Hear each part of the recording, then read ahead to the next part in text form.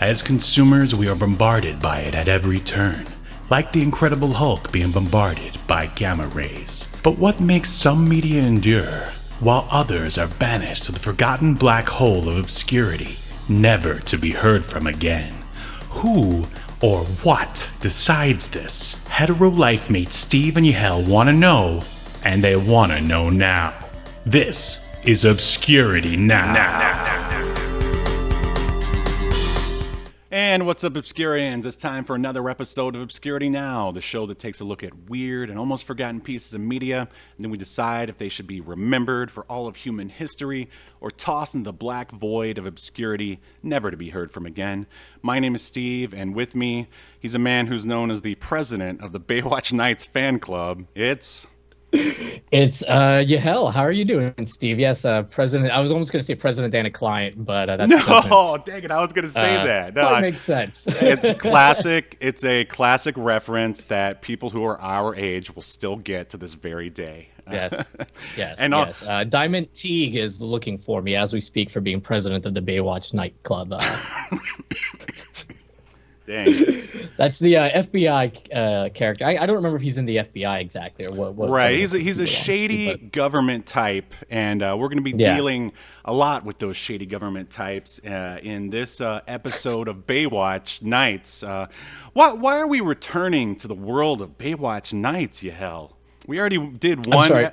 We already did one episode. I think it was episode 2, The Beast. We talked about it all the way back in episode 58 of Obscurity Now. Why are we talking about Baywatch Nights again? Well, I know back then we talked about covering it again, and I know the real reason why we're doing it, but it was always in the cards, and I really enjoyed. I haven't seen every episode of season 2 of Baywatch Nights, but after we did that one episode, I did go back and watch several episodes of Baywatch Night of my own volition. As did I. I think I've watched about half of them. Sometimes I just can't find them. Right. But the one that we're discussing today, I texted you yesterday. I'm like, I've watched this one already, but I'm still rewatching it just because I really enjoyed it. So yeah, I'm pretty excited, Steve, to discuss our good friend BN. Yes, indeed. And this episode is called The Strike, Season 2, Episode 4. Before we spoil the heck out of it, you can go watch it on YouTube. This one is available on YouTube in a very pristine transfer, if I do say so myself. Surprisingly decent quality. I mean, we're just big fans of David Hasselhoff in general. So if you can't get enough of the Hoff, aside from our previous Baywatch Nights, you can also check out our review of Nick Fury, Agent of S.H.I.E.L.D., the best version of Nick Fury out there, I say. But that's debatable, I suppose. So yeah, this episode, it premiered October 20th, 1996. And here is a synopsis in case you missed it. All right. During a normal day at Baywatch, Mitch rescues a young man named Jake from drowning, and he soon gets involved in a complex X-Files type plotline where Jake has a connection with the Roswell UFO incident from the 1940s. I think it's pretty interesting that they actually put X-Files in the synopsis. It's like, we're just blatantly ripping them off. Don't worry about it. Just go with it. That might have been written like after the fact, maybe by somebody looking for IMDb, but let's pretend it wasn't. Sure, yeah. And this was directed by one David W. Hager. He's done 6 episodes of Baywatch, 3 episodes of Baywatch Nights, and some TV show called Wildfire Deep Diver. And he's credited with creating the slow motion montages in Baywatch. So I'm sure a lot of young men from the 90s are thanking him for that. And then we've got the writer here, one Michael Sloan, who's pretty interesting. He's had quite the career in TV. Are you aware of the Equalizer movie that's coming out next week, Equalizer 3? Yeah. I just saw the commercial for it for the first time a day ago. I didn't realize that it was still a thing. Yes, and he created it. He created the Equalizer. And at first it was a show like back in the 80s that starred like a older British man. I forget his name, but then they've got the Queen Latifah remake TV show and the Denzel. So this he's collecting checks left and right, is what I'm trying to say here. He's also written scripts for Battlestar Galactica, the original, Kung Fu: The Legend Continues, which we have to cover someday.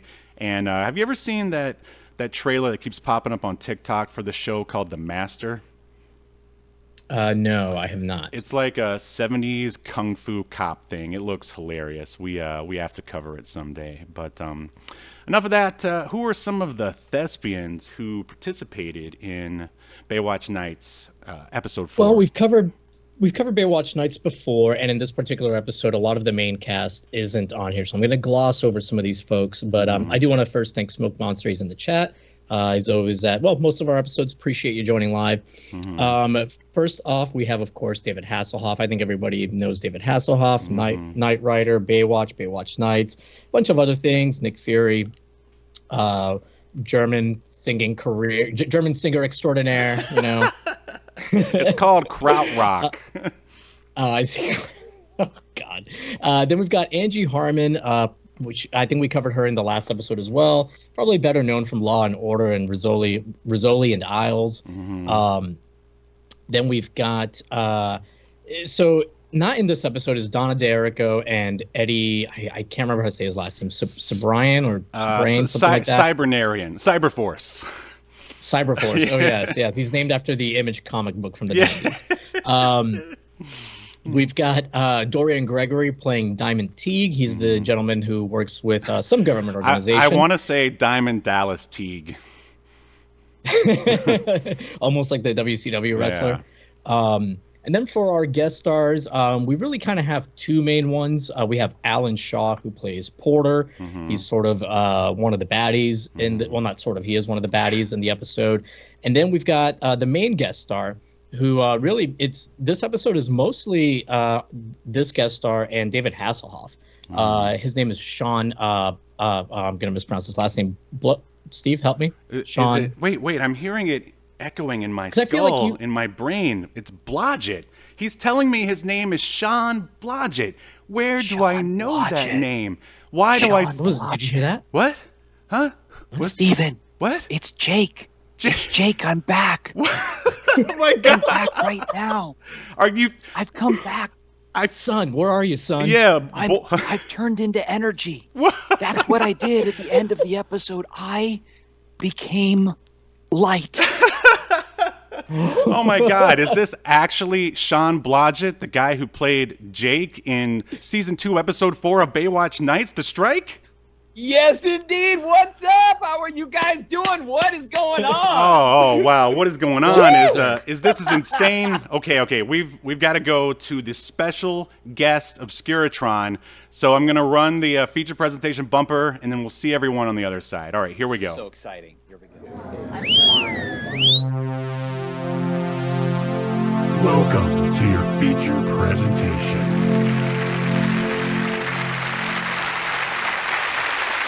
Diddly. All right, there he is. Wow, it looks like he hasn't aged a day. You really are an alien. Oh my goodness. Wow, that's the greatest compliment. Great way to start. That's it. That's the show, everybody. How we treat our guests here at Obscurity Now. The second one ever. Big round of applause from our live stream. I'll assume they're doing it. So they're at home like, do we do so this? Tell everyone exactly who you are and what you do. Well, my name is Sean Blodgett. I'm an actor and a producer. I've worked in the entertainment industry my entire adult life as both of those things. My main work right now is mostly as a media producer. I do everything from film production to some smaller television stuff to lots of independent, lots of marketing and advertising. I still get to act from time to time. I guess that's the long and short of it. I've got a beautiful wife and 2 kids, live in Mission Viejo, California, and super grateful to be here and talk about this item from like yesteryear of my life. I mean, thank you so much for even bringing it up as a topic of conversation, because I'm pretty sure it had already been decided that it was obscure. So Right, exactly. So how did you get into the biz? How did you get into acting? Oh my goodness. Wow. That's such a big question. I mean, okay, so I started officially falling in love with acting when I was about 15. I did my very first show, which was a musical. Of course, I did it because there was a girl that was like, "Oh, you should audition for the show," and I was like, "Yes, I should." Uh, and I ended up auditioning, and I could sing, but I was like, I don't know. I pulled like Somewhere Over the Rainbow. I happened to have the sheet music, auditioned, got the job. It was like a college production of Gypsy. She ended up not doing the show. But I ended up spending the summer falling in love with theater. I just absolutely became obsessed with it. Up until that time, I was like a moderate student, not great. Didn't play sports. I was a dork. All of that same stuff that there's a lot of actors that have that same story. But I didn't really know where I fit in. And this was the first time I felt like I fit in. And so I spent the next 2 years. At that point, I would think I was a freshman in high school. It was a college production. And I found out when I got like my transcripts that like I had gotten high school credit for this like college thing that I had done. And I was like, well, I should graduate early then and get out of here. I think I know what I want to do. So which is funny. So I ended up doing all of that. And oddly enough, I said in my college newspaper that I was going to be going to the American Academy of Dramatic Arts to study acting. I had not applied, nor had I auditioned. And so that was funny. And then of course I did apply that summer and I did get in. And so I did that. I did the first year at the Academy, and then I was invited back to do the second year at the Academy, and I graduated from there. And I went on to start my official acting career. So, I mean, that's the short version. Hey, that's what we love to hear. That was quick. Yeah. I mean, you could have gone on for hours, I'm sure. So I'm sure we're all dying to know, how did you get the gig on Baywatch Nights? I was a young, fresh, new actor. I had a manager that was fantastic. Their name was Gold Levin Talent. I think the company is still around, although it's owned by other people now. But the two people who ran it originally, they're also actors too, and they are out and about doing things now. But at the time, they were pitching people and doing all that stuff. So I looked young. I was 19. I was a trained actor, and I was hungry. I was ready to get out there and do stuff. And they were paramount in especially the beginning of my career. And when the more I look back, the more gratitude I have for all the work they did, because it was just, I mean, I didn't have any credits other than what I did at the American Academy of Dramatic Arts, and then a bunch of like community theater before that. So that was like all I had to share. They got me my first television gig, or at least the audition for it, which was Power Rangers, the original Power Rangers. Nice. I still remember the line. I had to raise my hand and say, if the Power Rangers think school is cool, then so do I. Nice. I was with them. They did a good job of helping me build my career. I mean, I had said that I wanted, originally I started my career with a focus on musical theater. I was a singer and actor, not the greatest dancer, especially in auditions. I was one of those dancers that was like, if you give me a day, I could rock this out. But they're like, and a 5, 6, 7, 8. And I was like, I don't know. Yeah. So, sadly, I tried a few dance auditions in Disney World, and yeah, that's how it is. They don't give you a day to figure it out. No, it's less than 30 seconds, and you're like, well, that was fun, everybody. I'll be back. Right. But I did do I did get my equity card with them, doing a show up in Sacramento at the Sacramento Music Circus called She Loves Me, and so I was very excited. So the career is just kind of progressing, and like I said, I was young, and I looked young, and I was trained, so I was getting good opportunities, even though I didn't have a lot of resume. And so this came in. I want to mention that one of the things they used to do, this was, of course, back in the day when you had to stuff envelopes with actors' headshots. So the breakdowns would come out in the morning to all the agents and managers, and they'd go through the breakdowns. And then by like about 1:30, 2 o'clock, they had to have all those envelopes stuffed and ready to go for the messengers to bring all of the headshots to all of the casting directors in town that were casting things. So that was how things kind of moved along.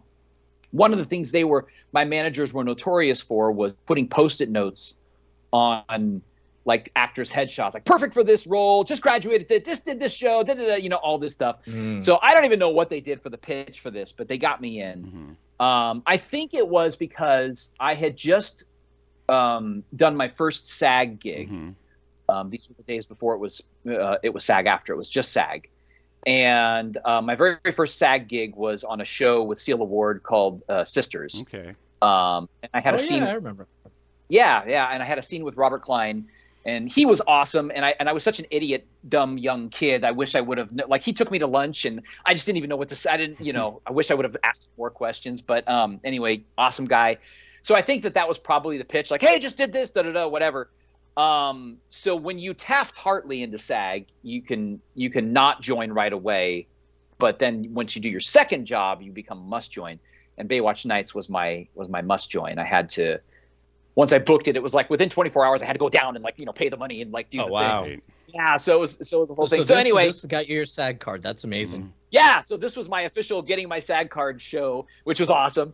And so I went in for the audition for, I want to make sure I get there, Susan Glicksman and Fern Orenstein, which these ladies were awesome. They were fantastic casting directors. So, you know, I got the sides.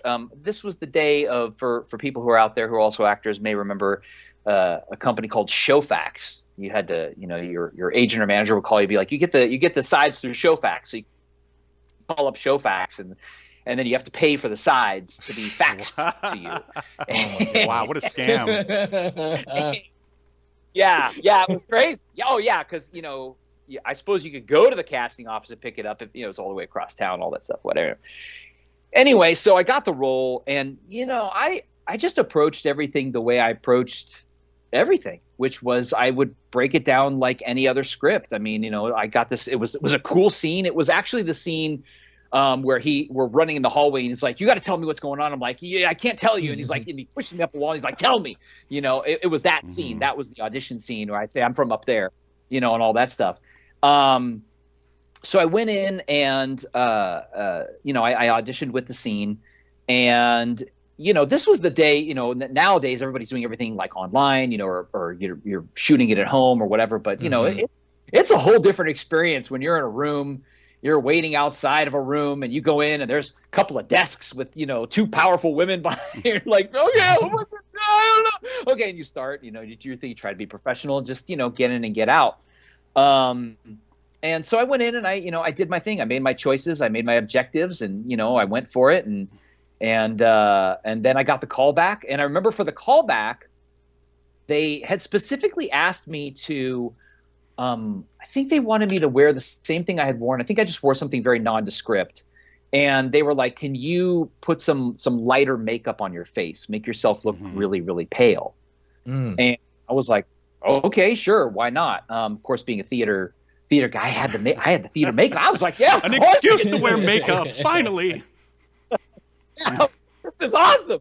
So I did it, and I mean, I went in the room, and callbacks are a whole other level of tension and stress, because you're going in a room, and you know, callbacks, especially during that time, would vary from, maybe you're going to have the producer and the casting director there, maybe you're going to have the director of the episode and the producer, maybe you're going to have a room full of people. I mean, I remember when I did a callback I did an episode of Boston Legal, and the callback for that, I think they invited the crew. I mean, I think it was like everybody and their grandmother was in the room for that callback. But anyway, for this one, there was about 2 or 3 people in the room, one of them being David Hagar, the director. And I think I remember I did it the first time. He might have given me a little bit of a direction, and I did it again. And I remember feeling very, very good about the audition. You know, you go in and you just kind of do your work and you feel good about what you do, and you have to kind of walk away. And I think it's easier to walk away whether or not you book it, because that's not necessarily in your hands, but it's easier to walk away when you feel like you went in and you did the work that you wanted to deliver. And I felt like I did the work I wanted to deliver. And luckily that resulted in me getting the role. Now I found out later that there was a little tension about me getting the role, because Mr. Hasselhoff wanted someone younger. which I can totally kind of see in terms of the way the script's written. I could see the argument. And there's actually quite a lot of times I rewatched it recently again, and I was like, there's quite a few times where he's kind of got me by the arm and we're running along, and I'm like, the kid's got to be about 14, 15. I think he knows to run next to you, you know? I was going to ask you, like, what age is the, character of Jake supposed to be in the script? Because, yeah, you're right. At times the script has Hasselhoff treating you like you're 10 or something. Yeah. But, and like you said, I mean, you certainly look young. You could certainly pass for, like, a teenager. Yeah. But yeah, sometimes he's acting like you're a literal child. Yeah, right. Even looking back on it, I was like, "Whoa!" There's a couple. Sorry, Steve. I was going to say the way. I mean, I think it's shown best the way he talks to you when he turns his head and sees that you're awkwardly staring at him in the hospital, like on the bed next to him, and he's like, hey guy, how you doing? You feeling all right there, buddy? Maybe not those exact words, but he sounds like a stepdad trying to like bond with his stepson for the first time, and it's like, and you're yeah, it's very genteel. Mm-hmm. It's very genteel. Yeah. So anyway, but I mean, I will say this. Looking at that script, I was actually trying to find. I usually kept all of my scripts and stuff from that time, and I was trying to find it in the garage. I couldn't find it, but thinking about the writing of that script and what was going on at that time. I mean, I'm sure you guys remember. I mean, you mentioned X-Files. I mean, that was they didn't keep that hidden. I mean, X-Files was the hot thing during that time, and this was like. This is Baywatch meets X-Files. I'm pretty sure that was the entire pitch in the network going, great, let's get it going. You know what I mean? Yep. So, yeah, they definitely doubled down on all of that, of course, especially in this episode. And quite frankly, I mean, they spent some money on the episode. I mean, there's some effects. I mean, when I was shooting it, there was, I mean, certainly for a young actor having his first guest star experience on television, having this huge role was like, now I had come from the American Academy of Dramatic Arts, and I had done some big stuff there. I played Buddy Lehman in The Diviners, which anybody who knows that show it's a very intense, dramatic show. I mean, I wasn't not used to playing a bigger role, and at the time, I don't even think it hit me that it was as big as I was just like, oh yeah, I'm going to do this role, and I'm going to do this thing. And then later on, you're like, oh crap, that was big because. And we should probably say this later, but of course, because as Hollywood loves to do, you do this amazing thing. You're like, holy crap, this is my career. This is where we're going. All right, let's keep it going. And the next week you're auditioning for, here's your paper. Yeah, because you have a very substantial role. I would say like 90% of the episode is either you or Hasselhoff. For the most part, with Angie Harmon has a little bit, and Teague has like a little bit of a side B plot, but I mean, they're barely in the episode compared to the screen time and dialogue that you and Hasselhoff get. I was curious, how many days was the shoot? If memory serves, I mean, it was sort of just the standard, because I think they were doing one episode a week, so it was a week long. I was hired for the week, which was amazing. It was like, oh my god. Yeah. And like you said, though, they definitely put money into it. I mean, there's quite a few explosions. There's a car that gets blown up. There's a lot of on location stuff. Yeah, I saw shot. There was you had to do a lot of running. Did you have to do like a lot of running, or? I did a fair amount, but I will say this: the trash can scene where Porter for some reason decides to move a trash can. Which I think is hilarious. It's just like we're looking at it. It's like kind of starts shaking, and then it goes. But they actually had a stuntman for me. It was my first time having a stuntman. So there was a guy who did that running. So if you watch, actually, there's a shot. If you watch that moment, you can kind of tell it's not my face. It's pretty quick, so it edits well. But very nice. Yeah. Well, I can set up like the cold open of the episode because I wrote it out here, and then we can just sort of go from there. Is that sound good to you, Yahel? Absolutely, and I have stories too. So if you want to jump into any of those, I can jump into those as well. Steve, so, before you get started with the the synopsis. I did want to just, if you don't mind, Sean, just mention a few of your other credits. You kind of touched on one of them already, Boston Legal, Great which show. as a big as a big Star Trek fan, I'm very Actually, and I don't know it if was like pretty. I'm not gonna lie, it was great being just. I mean, I have the actual scene with him. He was in the scene. I played a reporter, and it was a big production day. I mean, you know, they're coming out of the courthouse and there's all this chaos, and the way the camera move was, I think it was on a dolly, and it's like, you know, it's going down, so it's following them coming out of the courthouse. Then it like pans over to the reporters, and it was like 4 or 5 of us, like sort of, you know, like blah blah blah blah blah blah, and then it goes to this person, blah blah blah, you know, like down the line, right?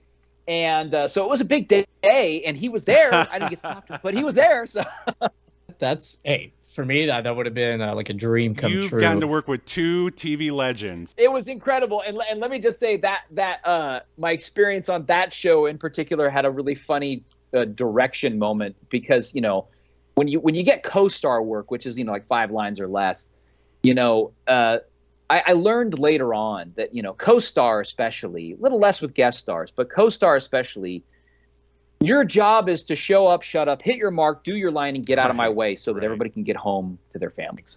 That's really what, you know. And when you're a younger actor, you think everything is about acting and having this moment, and oh my God, no, I have to do it again. And they're like, I don't really care. You said, where's your pizza? And that's it.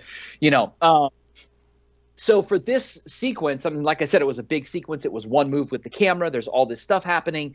And it was fascinating. As you know, we did the first take, and they've got these things for the flashes that are basically, they feel like tiny explosions, so, because they're like flash, like, you know. Of course, back, you know, they were shooting on film or whatever back then, and it's like, you know, doing these things. And the woman next to me, who was like reporter number 2 or whatever, she had a bigger role in the show, just a little bit, and but she was kind of messing up her line. And I just remember that the director was like, co-stars, know your lines. Okay, let's go again. And I was like, oh my God, let's go. That's great. Yeah. That's anyway. That's an awesome story. So also, I'm just going to mention a few of them, just kind of the ones from the shows that I remember just from my youth or what have you. But you're an episode of California Dreams. Oh, nice. You know, kind of. I don't think it was ever officially in the universe of Saved by the Bell, but I believe it was another Peter Engel show. It was another Peter Engel show for sure. Yeah, the show's been on our list USA to cover High for a while. Yeah. Yeah. USA High, The Nine, Desperate Housewives, Mind of Mencia, iCarly, Monk, Mad Men, Castle, Parks and Rec. I mean, just you know, you've had a chance to be on and you were on. It says, according to IMDb, 3 episodes of Monk. Actually, was that like it was like a reoccurring role? It was recurring. Yeah. Role. It was recurring. Yeah.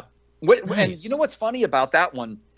I was hired to, you know, be like the coroner, you know, on an episode. It was later in the seasons.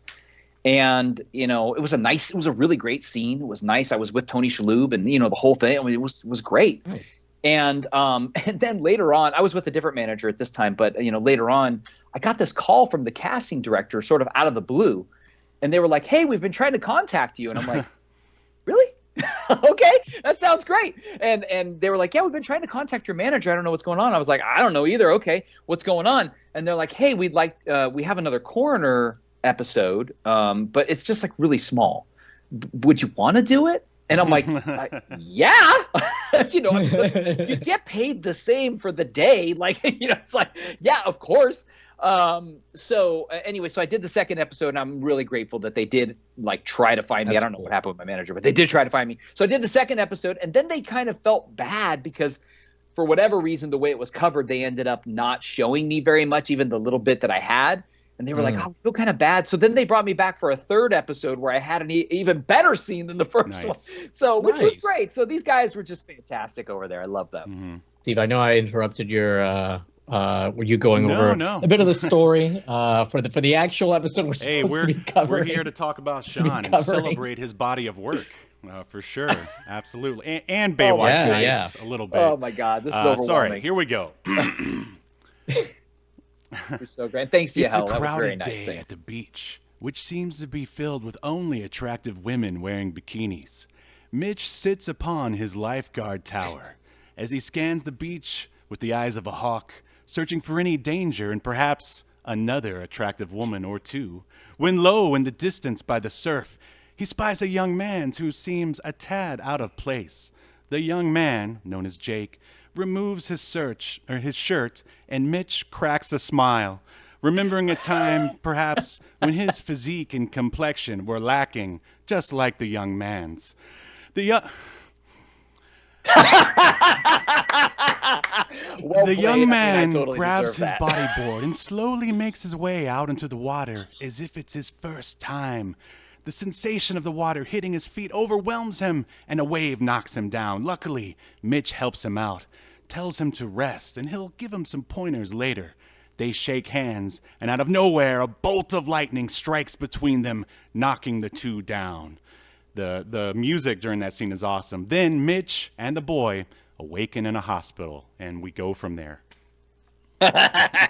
One thing I love is, first of all, nobody else is injured by this lightning strike. Just the two of you. The second the lightning strike hits, paramedics, like they cut to a shot of like paramedics are coming down. There's other lifeguards coming down. Literally the second, and it's just amazing. They get there in like less than 30 seconds to you guys. And I don't know if people are just constantly concerned about Mitch, the character that David Hasselhoff plays, but like it's so funny that they responded to him being in peril faster than he responded to you. 100%. 100%. And actually, you know what's funny? That there were a couple of things. That was actually my first day of shooting. I was going to ask you that. Oh, wow. Yeah, okay. Yeah, and talk about being slightly overwhelmed as a young actor. Like, you're on Baywatch Nights. Now, you know it's not Baywatch. Look, how does somebody like me get on Baywatch, right? You cast me as an alien. That's how you get me on, right? To Steven's point about my body. Yes, I mean, that's how I get on there. Hey, but I am not judging anyone. I mean, if anything, I'm judging Mitch or maybe the screenwriter here. It's just like, I don't know. It's like, why does he find you so humorous? It's like, take a look at this city kid trying to bodyboard for the first time. He's totally going to screw it up, and I'm going to have to go in there after toweling off and get myself wet again. Like, I think we should mention too for the listeners, we're not normally this rude to guests, but Steve and Sean know each other previously. They've worked together, they're friends.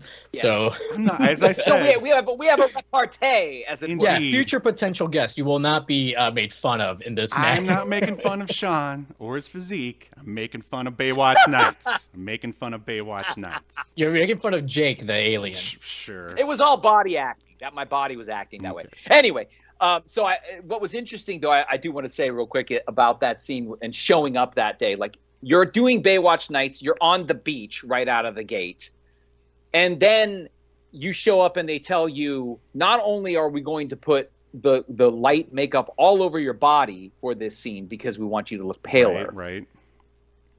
You should not have any hair, so we're going to shave you.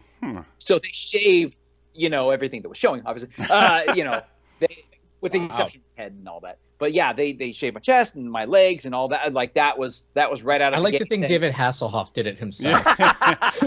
All right, come here, Sean. He's like, I need this done right. He's like, if you don't mind, I'm just going to do this in slow motion. Yeah. That's so creepy. I love it. The other thing I want to say is the lightning, to your point, Yahel, the lightning bolt moment. So, coming from the theater, yeah, we deal with things going off and da-da-da, but we get rehearsals. When you shoot stuff for film and television, especially stuff that's going to actually be destroyed or blow up, you don't always get a rehearsal of that. Some stunt, people or, pre-production folks who pre-visualize that whole thing. They've figured everything out, all the physics and all that, how that's going to work. And they're just setting it up and doing it. And so when that little explosion went off, the direction was just, hey, the explosion's going to go off. When it goes off, fall in the water. Nobody said how long to be in the water. And so I was like, it's like, fell in the water. And I'll never forget being under the water going, oh my God, how long am I supposed to be under here? And you start giving yourself anxiety, like, oh my God, I gotta get up, I gotta breathe, anyway, it worked out. Yeah, and you don't want to mess up the shot because who knows if they have another explosion set that they could do to have it go off again. Yeah, exactly. First day, you're like, I don't know. I know this might be a little early to ask, but did the shoot seem very like run and gun to you? I mean, did you guys actually like spend time on stuff? Like, how did it go? That's a good question. I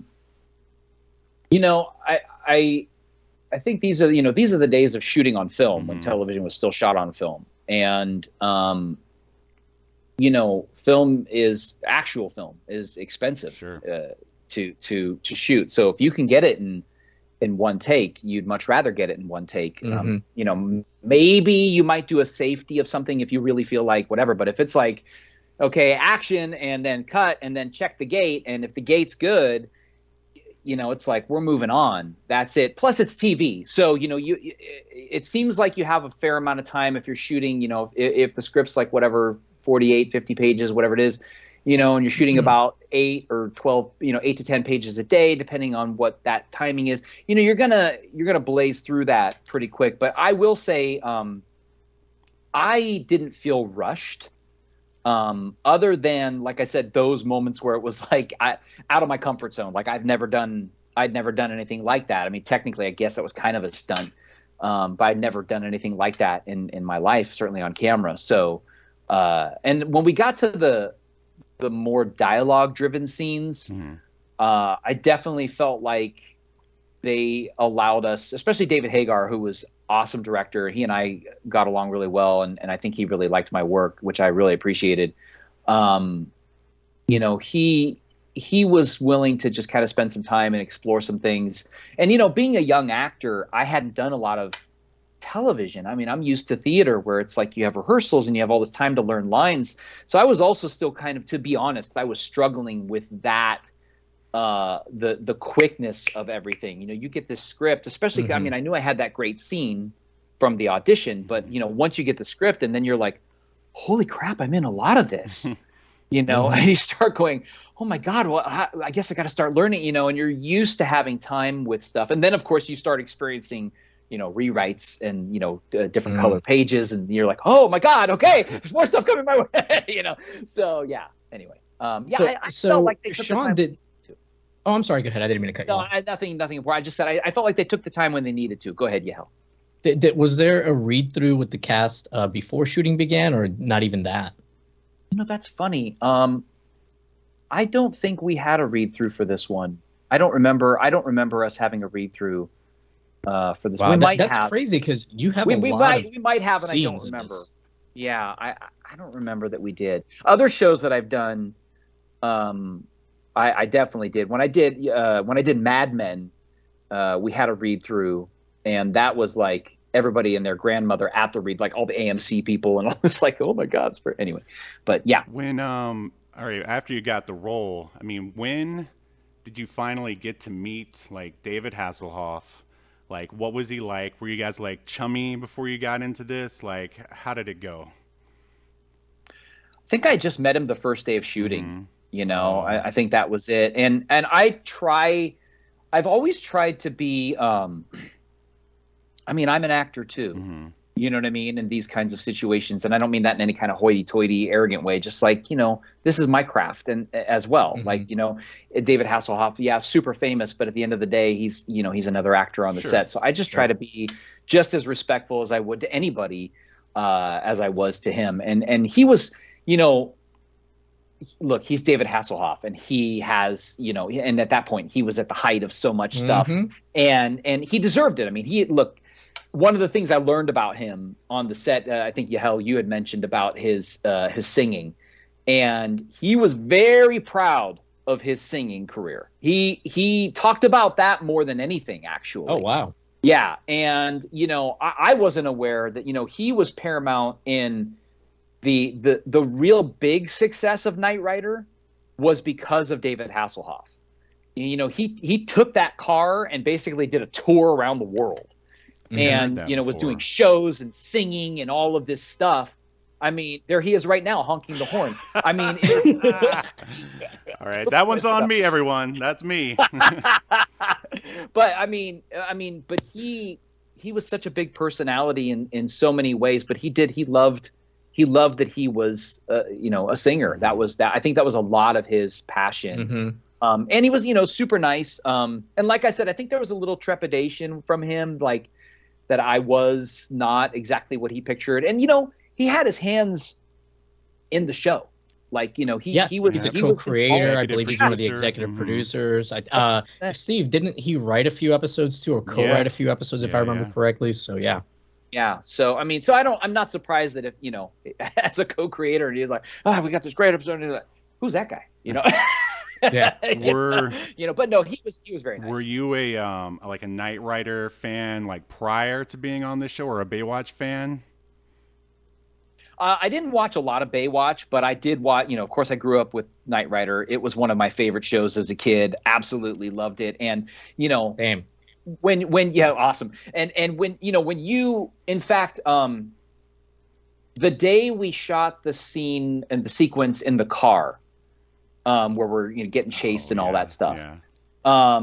There was, there's a moment where we're around the corner, sort of waiting for action on the walkie-talkie, and we're just kind of chatting and stuff. And you kind of have that moment where you look over and you're like, I'm in the car with Knight Rider. This is awesome. Awesome. This is really cool. Yeah. And he shared an interesting story. He said that one time they had I don't know if it was on Baywatch or Baywatch Nights, but he said one time they had a guest star on the show, and the guy was like David was like, I thought the guy just hated me.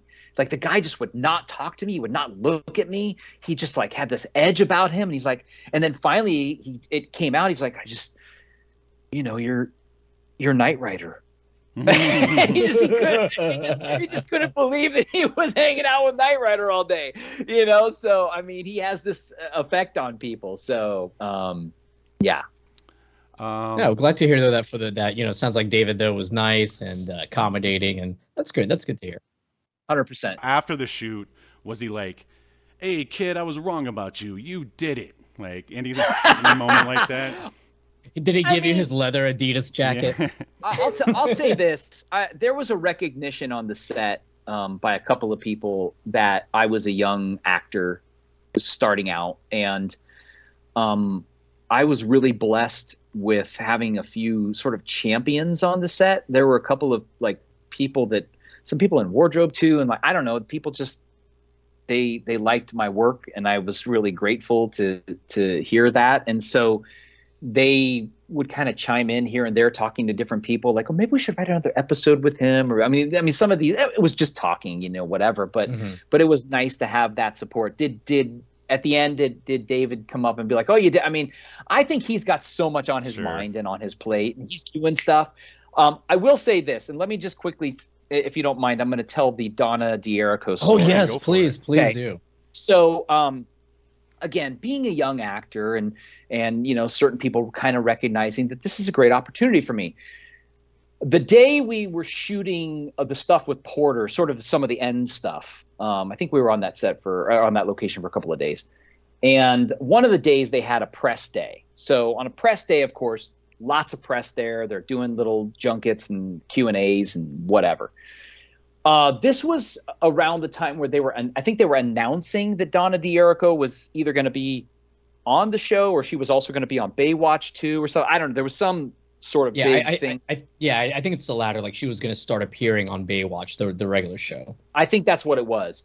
And, and of course, beautiful gal, and rightfully, this is like, she's here to make all these announcements and whatever. And of course, David Hasselhoff is there doing his thing. And somebody pulls David Hasselhoff. I was one of the champions from the set, pulls him aside and says, look, man, you got to do something for this kid. You got to get these guys to see him and whatever. And I mean, I don't know what to do. I've never had this situation in my entire press. I don't even know. What do you mean? What am I supposed to do? So there's all this press, and he basically walks me into this sort of lion's den circle. Donna D'Erico's there, or maybe they're waiting for her. I can't remember exactly what was happening. And he introduces me. He's like, hey, this is Sean Blodgett. He's going to be Jake on our newest episode of Baywatch Nights. He's doing a great job. Or whatever he said. And then it was kind of like everybody like shifts their focus and looks at you. And I'm like, hey, I didn't even, I didn't really know what to do. I'm like, so great to be here. And they all kind of wait like one more beat, like maybe out of respect. And then they're all right back to Dawn of the Year. It's like, I just missed my opportunity for something. You should have just been like, hey, nights are never going to be the same. Hey. So I think we should explain, because I know we talked about this the first time we covered Baywatch Nights, but the opening intro to Baywatch Nights, which is the best, one of just a great intro for the show. Anyways, at the very end of it, a lot of it's like, like David Hasselhoff slowly walking through a cemetery. There's fog, skulls, and then there's like, oh, here's a skull, here's a wolf, saxophone music blaring in the background. Yeah. Like there's a cool little song playing. Anyways, at the very end of it, David Hasselhoff walks into frame. There's close up, and then it's not. He doesn't say it. It's like voiced over, but it's him going, "Nights will never be the same," and it's just, and it's so cheesy, but it works. It's hilarious. It really works. Like I love it's the intro. I never skip it when I watch these episodes. It's so fun. I mean, honestly, nowadays with streaming, boy, I really sound old. But I mean, with streaming, most people are skipping opening sequences and stuff, but I feel like there's a lead into things, and there's a sort of almost like an emotional preparation to something. It's like watching a Star Wars movie and skipping the scroll, right? It's like, like you need this preparation to be like, okay, where are we in the time? And the whole thing, like you kind of need this feeling to get you into it. And I think that's what those things were really good at doing back in the day. Right. It sets the tone. Yeah, 100%. Yeah. So basically, you guys are in the hospital together, and then creepy dad shows up and takes you away. I don't know. He was awesome, right? I mean, he's great in that role. He's so great in that role. Yeah. And I don't know, did anything? Yeah, and the dad was played by I should have mentioned it earlier. Christopher Logan, I believe, is who played him. And at this point, I think the important thing we haven't mentioned is that Mitch, aka David Hasselhoff, is able to hear Jake's thoughts, and Jake is scared about his dad showing up. The lightning strike binded their minds together or something. Like, did they give you a lot of like backstory or sort of like, pseudoscience about how you worked as an alien? That's an interesting question. No.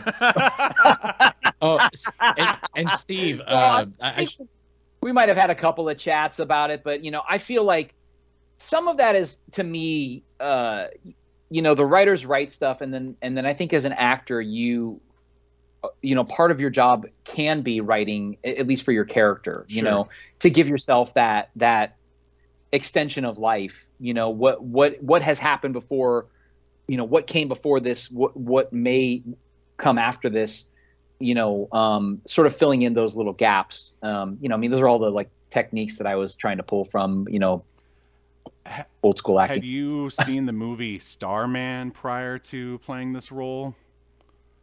I feel like I did, but it wasn't on my mind. Oh yeah, I mean, I was just wondering if you pulled like inspiration from Jeff Bridges, because he was an alien in that movie too. And then like I think later on, at some point in the '90s, they had that movie K-Pax, but I think that came out after this. But anyway, just curious. It's a good question. I mean, I wish that we, I think part of it too is doing television. You just don't have as much time to delve into certain things, and like I said, I do think they did a pretty good job of balancing that, but you don't get a lot of that kind of stuff. Gotcha. Yeah, so you guys are having like a telepathic conversation with one another. Then dad takes you home. I think the next thing that really stood out to me, and unfortunately you're not in this scene, Sean, is when that's okay. When David Hasselhoff, or Mitch, is really showing off his range here, and he's like, "Oh, I'm so scared," and then he starts crying. I don't know. Well, it was intercut with me. Remember, I'm on the porch, right? Oh, so, yeah, because the people are showing up. I see them coming home, and that's what because we have a telekinetic connection. Yeah. What did you guys think of the Hoff showing off his chops here? Honestly, look, there's some parts of the script where I would imagine it's got to be tough to like pull that off, right? Because the premise is it's pretty out there, right? So I don't know. I'm a fan of David Hasselhoff and his acting side. I honestly thought he did a pretty good job. And the way I looked at it too was he's not being scared the way Mitch, the adult, would be scared. He's being scared the way a 14-year-old or however old Jake was supposed to be would be scared. And I thought that that's what he was trying to get across, and I thought he did that well. I think you nailed it, Yahel. I think you nailed it. That's exactly 100% right. Yeah, and I agree. I totally agree. I think he did a great job with it. I mean, I actually think he gets a bad rap as an actor. I think he's a great actor. You know, I mean, look, he got famous at a certain point for a certain type of role, but the truth is, most celebrity style actors get famous for a specific type of role, and if you really step back and look at it, they spend the rest of their career playing that role. Yep, absolutely. I mean, that's, you know, and that's what happened to him. Yeah, I mean, I was just surprised that he would even allow it. Because, you know, like some tough guy actors don't want to be seen crying on screen. So, I mean, you know, I definitely applaud it as well. Well, I will say, having watched more episodes of Baywatch Nights than you, Steve, David Hasselhoff is willing to put himself in all kinds of weird situations and act the hell out of it. Yeah. So, well, he let himself really get manhandled at the end of the episode here. But we'll get to that eventually.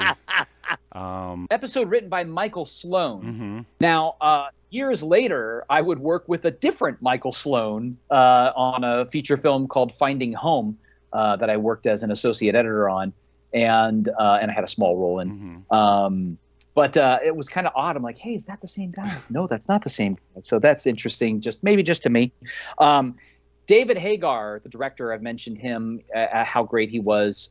He was super kind to me. And even after the fact, you know, the episode, you know, I sent him like a gift basket thing, and he sent me this huge gift basket. Like, great job, can't wait to, you know, premiere the show, and you know, it was amazing to be a part of something that felt so big at that moment.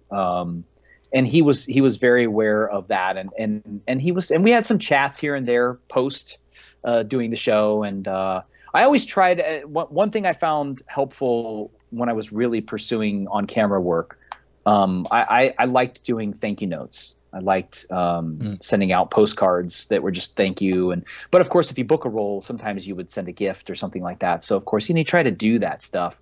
I think I sent out a ton of thank yous after Baywatch Nights, like different people in the crew or whatever.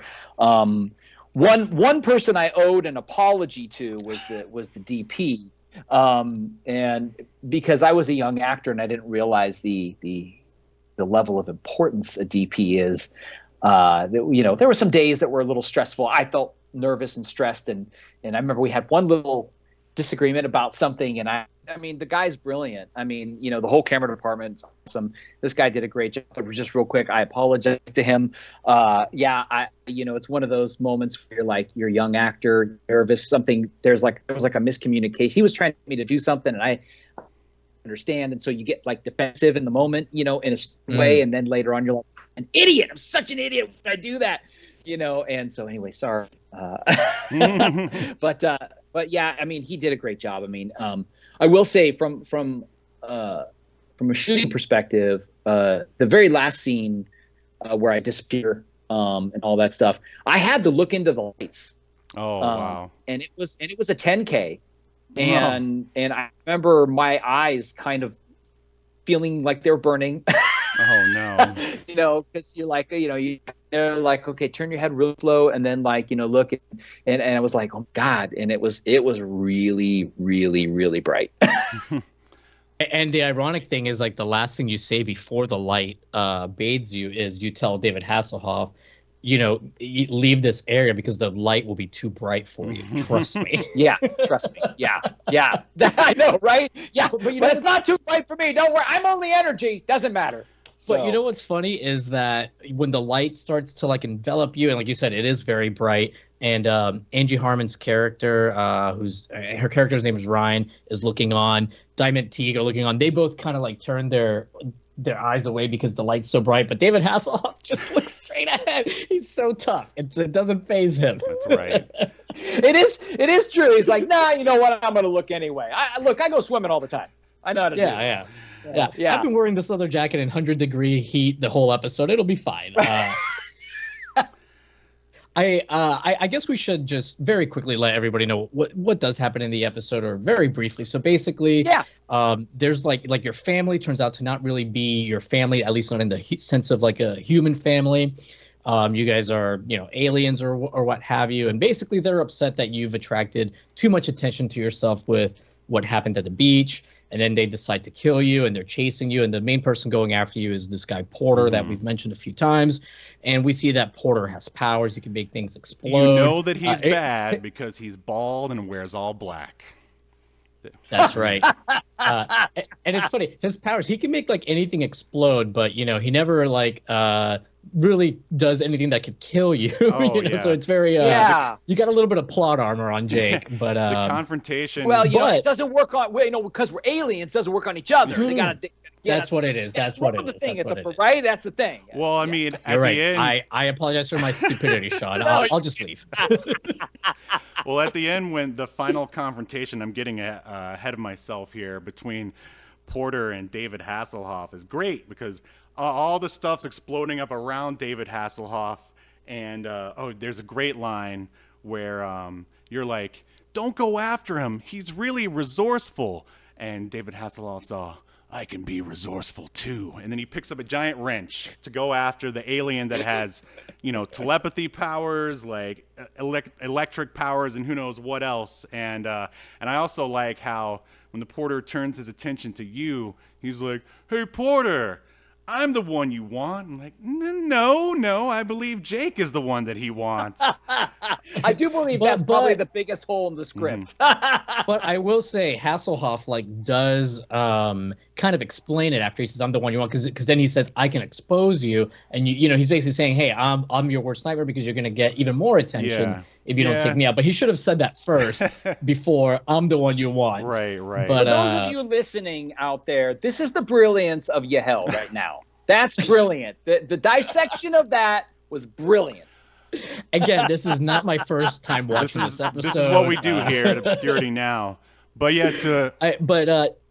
there's some cool scenes where Porter, because you and David Hasselhoff, he telepathically links to you. He finds out where you are because you're literally running down the street trying to get away from these people that are trying to kill you. He finds you. You guys get in a car together. You run some more. Then you need another car.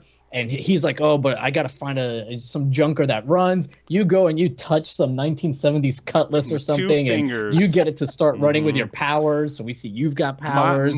David Hasselhoff, he goes along with it. This is Baywatch Nights. It's fine. Yes. Nights will never be the same. I also like eventually the phone booth scene where you also have the ability, which we would never have now because nobody has a phone booth. What is that? You have not only the ability to fix the phone, but then also to just make a call illegally. He goes, "Well, impressive. Do you have a quarter?" And then bam, the old two fingers, bam, free call, 1-800-COLLECT right there. By the way, the fixing of the phone cord, if memory serves, I'm pretty sure that was just like someone from the art department smoking a cigarette and then blowing the smoke in a tube because there's smoke that comes out. That's how they did the smoke. Yeah. So the cord is basically frayed. It's cut and frayed for those that haven't had the pleasure of watching the episode, and the phone doesn't work. And you put your hand over the frayed portion, and smoke appears to come out from your hand, but you're right because it's only showing 3/4 of your hand. A portion of your hand is out of frame, I think. Yeah. So I guess we're just blowing it through. That's Jake. I mean, hey, it worked. Can you help me steal cable, please? I really want the premium stations. So they never really explain exactly how their powers work or anything like that, as we discussed. They do. What are you talking about? What do you mean they do? How so? As Jake character explains that there's an energy source. Oh, an energy source. And David Hasselhoff goes, "Of course, the lightning. It's got to be electricity." What is strange though, then, is that he takes out Porter by just electrocuting him, basically, dousing him in water with your assistance, Sean. Very kind of you to help. Well, so you would think that would. Yeah, very kind of. You would think that would make Porter more powerful, but it takes him out. It almost takes you out because you're in a puddle of water as well. David Hasselhoff's fine, I guess, because he's a lifeguard, he's immune. I don't know. Yeah, 100%. Oh, by the way, that was another first for me. My first time wearing a squib. Oh, nice. I had never. Oh yeah, because your chest explodes. Something chest explodes out of it.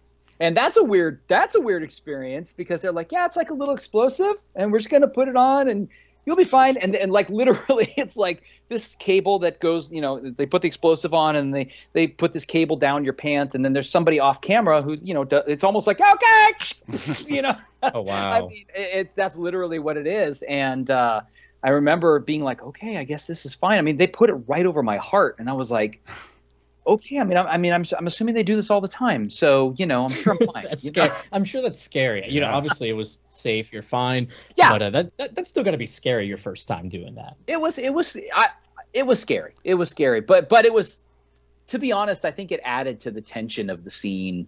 Sure. All of that kind of reality. It's like, okay, well, I don't know, then let's do it, and then it's done. So this So yeah, this climax that we're talking about takes place in this massive sort of like abandoned warehouse kind of thing. Do you remember like where that was or what exactly that place is?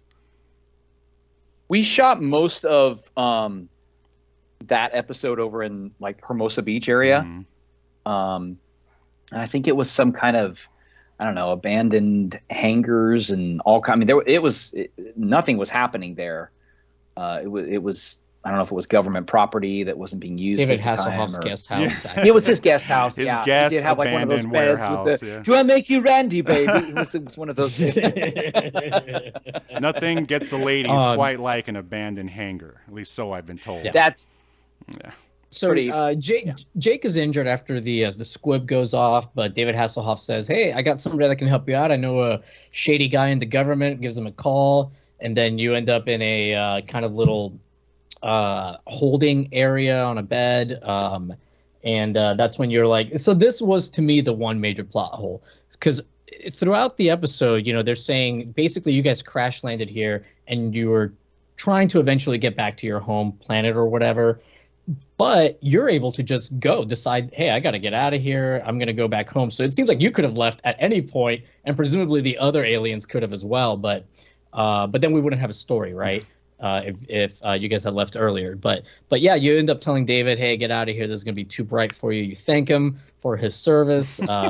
He walks away, but says, I'm going to look because I'm David Hasselhoff. And yeah, you disappear or you turn into energy. You leave. Presumably to be repaired by your home people, and that's kind of the end of the episode. There's a little bit of an episode, but I do want to say, so my take on that was that I was lying.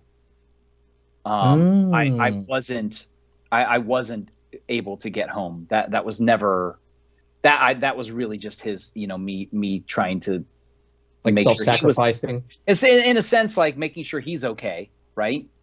And, which he tried to do. Jake, the character, tried to do a couple times because he didn't want to see Mitch get hurt. Yeah, so, I mean, he's a good person. I think he's innocent. He's just I think he's good.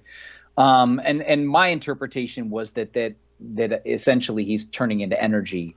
Right? Doesn't Mitch that he's not necessarily going home? And my interpretation of home was like death. Right. Right. Like form of death, but basically the energy stays long enough to say this final goodbye. Yeah, doesn't Mitch even say that was my interpretation. That he knew he was dying, and so that's why you decided to leave at the end and like not at the very beginning because of what happened in the water. Yeah, Mitch says that. Yeah. Well, I take it back. This is a perfect episode. I should have known better. I do like when Mitch looks off into the stars at the very end, and there's a shooting star. I would have liked it even better if it was like, Mufasa ghost face, like your face appeared in the and the stars like smiling down on Mitch, or one better, Force Ghost Jake, like just oh my God, just throwing it out there. That would have been great. That would have been so for great. The remake. I would have loved that too. Oh my God. Would have been so great. I will say I back when you guys first meet and then when you're running around in the in that warehouse thing we were talking about, you guys have a pretty awesome dynamic. It's very Burt Ward, Adam West. Has anyone ever said you've got like a Burt Ward kind of vibe about you? At least in the episode. No, but I love that. I was a Robin fan more than Batman. I don't know why, but when I was a kid, I loved Robin. I mean, of course, now I like Batman more, but Right. when I was a kid, I don't know. Something about Robin was, I don't know. And I, He was like the innocent sidekick. It's like, oh, let's go do it. yeah, and I was like, man, like, are they ever gonna have Sean come back? Because, like, you guys had such an awesome dynamic. I just felt like it would have worked again in like another episode, but unfortunately, I guess that wasn't the case. Actually, it's interesting you say that. I think that's something that came up. Not so much the me coming back for another episode, but there some of the folks who were on the set who were sort of champions of mine, which were so great, kind of mentioned that like me working with David Hasselhoff, I don't know, I guess sort of had a positive influence on the episode, like his work in the episode. Like I don't want to say that, I don't want to take any credit for his work. He's awesome. But I mean, you know, I think it's just because I was just looking at it like any other acting thing I'd ever done, you know, like, okay, what's my objective? What do I want out of this scene? What am I trying to achieve? Yeah. What's just happened? What's my relationship? You know, I mean, all of these kinds of general acting questions we ask ourselves in like scene study class or whatever. I'm like, you know, I was just trying to pull from technique because I was scared, really scared to do it. You know? Yeah. Like, let me just double down on technique because that's all I got right now. But thanks for actually mentioning that, because I think some other folks there saw that too. But of course, you know, it's a one-off. So, and interestingly enough, years later, I was doing some comedy murder mystery stuff with some other actors, and I realized that quite a few people during that time period had guest starred on Baywatch Nights. Like I knew like different people like had done different episodes. Nice. Like, wow, I guess people did the rounds on this, you know. Very, very nice. Yeah, and I bet because you know the concept and the script, you know, in the wrong actor's hand, it's easy for it to become this super cheesy thing that doesn't get taken seriously by the actors.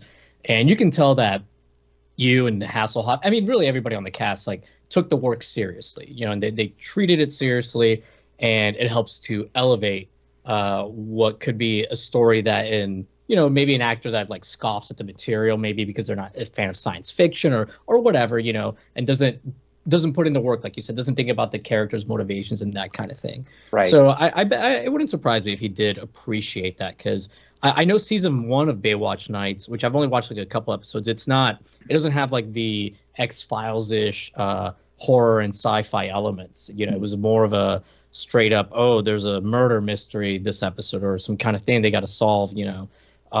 So yeah, I bet he really appreciated it, because there's definitely like a tonal shift from season 1 to season 2, and yeah, could have it could have really gone poorly. I mean, I agree, and you know what's interesting too is I will say this, the aftermath of doing it. You know, this is of course back in the day, you do something, you shoot something, and then you don't get to see it until it's out, and you don't get, you know, there's no copy that they just hand you, right? Like you gotta get an air check and the whole 9 yards and all the stuff.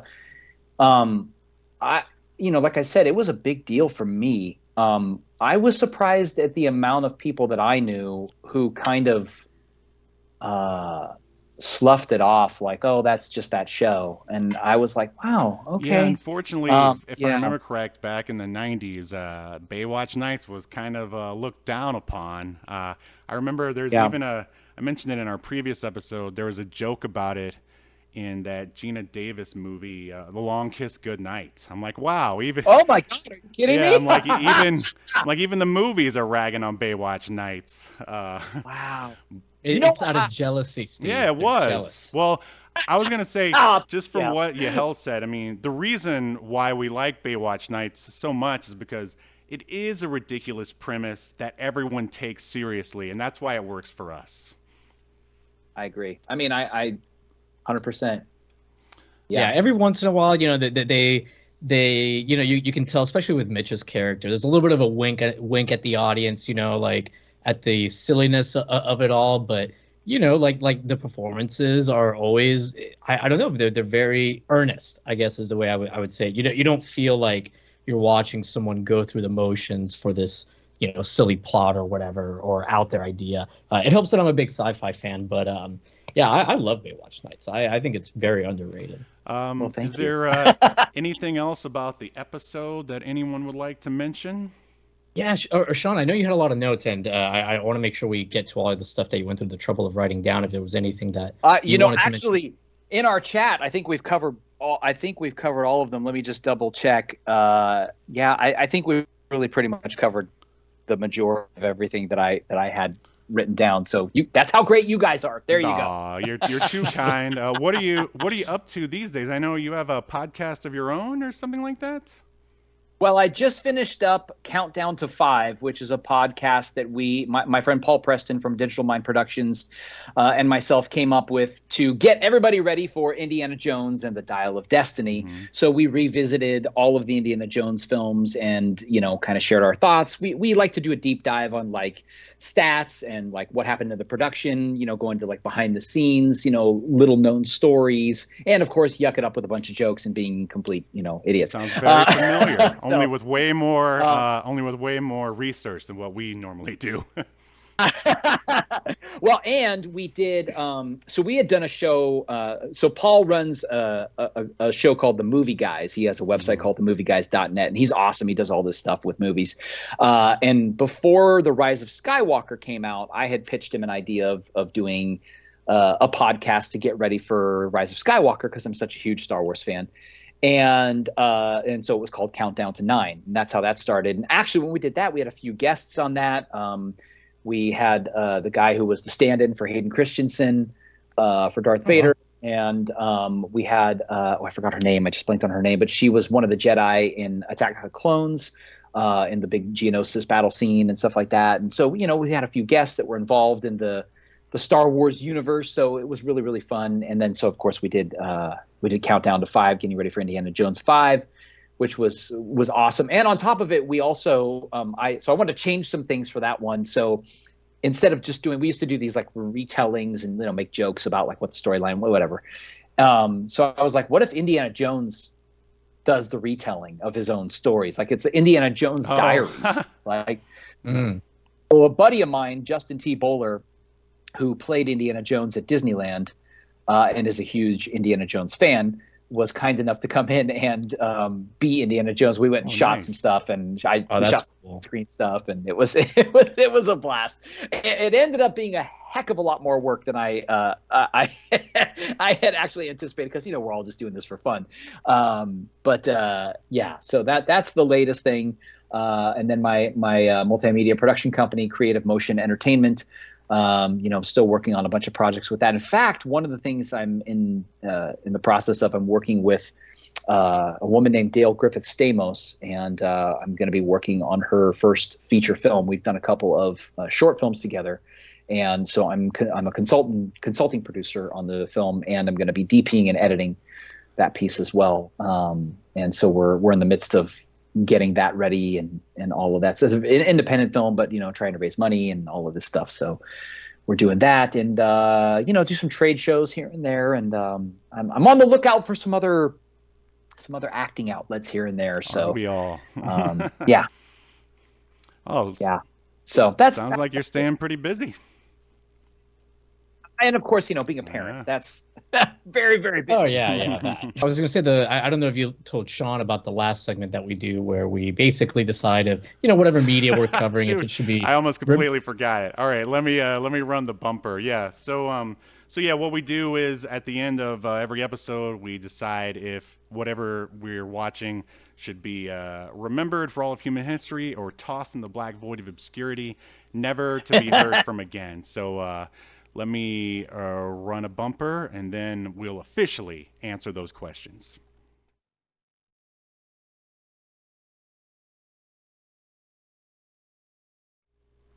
All right, so we'll start with Sean here. All right, Mr. Blodgett, a.k.a. Jake the Alien. Do you think that your exemplary work in Baywatch Nights Season 2, Episode 4, The Strike, should be remembered for all of human history or tossed in the black void of obscurity, never to be heard from again? I would like it to be remembered for sure. I think there's enough there to to enjoy, whether you are kind of laughing at it or laughing with it or just enjoying it unfold. I also think it's a bit of a time capsule of what was happening in media during that time. Like I said earlier in the episode, so much focus on X-Files. I mean, actually, during that time, I had a writing partner, and we wrote a spec script for X-Files. Nice. Like, that's how, everybody was into X-Files at that point. So the fact that the folks over at Baywatch were like, "Hey, we should do kind of an X-Files Baywatch thing." Yeah, of course you should. So I think it's a little bit of a time capsule, and yeah, it's funny, it's silly, but I also think it has some merit in terms of what it was for the time, and certainly on a personal level, what it meant. All right, I'll go next. I mean, I've never seen an episode of Baywatch Nights that I wouldn't remember. So. Of course, it'll be remembered for me. I mean, I really enjoyed this one the first time I watched it, and enjoyed it even more the second time. Now I'd get to talk to you and ask you some questions. So yeah, I really like this one. It goes by quick, which is. I mean, I've pretty much had that experience with all Baywatch Nights episodes, but it keeps moving. The characters, they're well developed. Even though it's just like a one-off appearance for your character, we learn about the motivations. Like you said earlier, you learn that this is a good guy at heart and is looking out for others first before even himself. So yeah, anyways, for me, it's a very positive thumbs up and to be remembered. Yeah, I loved the dynamic between you and Hasselhoff. This one, I feel like, was more competently written than the previous episode we watched, which was like episode 2, The Beast, where like half of the episode was like David Hasselhoff wandering around in the back room of a bar because they were just sort of like killing time or something, because I don't think they really had much of a script for that one, but I still like that one. So yeah, this one was I think a better script. The pacing was so fast. I was like never bored, and I loved like the cinematography. There was a lot of like Dutch angles and a lot of tracking shots of you, Sean, where you're standing there looking freaked out and they're zooming in and panning out at the same time. I always love those shots. Yeah, I think people call it the Hitchcock shot sometimes. So of course, It is a remembered for me. So here's the remembered bumper.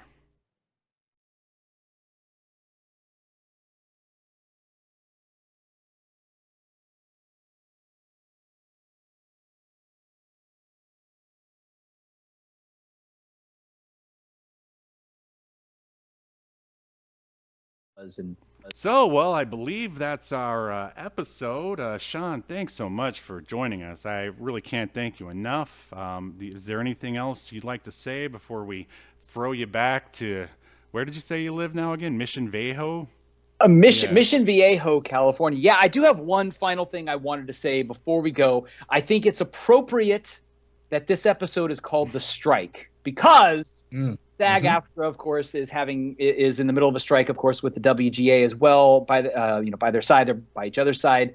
And I just wanted to quickly mention about the strike. If you're out there, please support the actors and the writers during this time. And if you are someone of means and you literally want to support actors during the strike, you can go to the SAG-AFTRA Foundation at sagaftra.foundation, and you can donate there to help actors who are struggling. I'm blessed with doing other work outside of acting that's so creative and I love, but I know not everybody has that situation. So there are some people out there that are struggling. So please support the SAG-AFTRA strike and the WGA strike, and if you can donate, that'd be great. And if not, just keep posting and supporting. That'd be awesome. And on the note about our episode here today, Stephen, Yahel, thank you so much for having me. It's been such a pleasure, and I'm so grateful that somebody even cared to talk about this. It's really such an honor, and it's really exciting. So thank you so much for inviting me to play. And I've added the link to donate to SAG-AFTRA in the live chat, and I'm sure we'll add it to the show notes as well. Absolutely. It is in the in addition to all the stuff you're working on, for sure. Awesome. Yeah. Cool. Thank you so much, guys. I appreciate it. All right. Thank you. All right. Well, we'll be back next Sunday with another episode of something. Actually, it'll be a I mean, we actually do have something lined up, but I have to double check with Yahel first. I'll be at Long Beach Comic-Con next weekend. So if you want a sticker, come by and say hello. And, of course, buy copies of Escape to Earth number 1 and 2, which I'm going to run a promo for before we sign off here. Make sure you subscribe, like, and share. And we'll see you next Sunday as we continue to unearth even more obscure media only on Obscurity Now. We'll see you next time.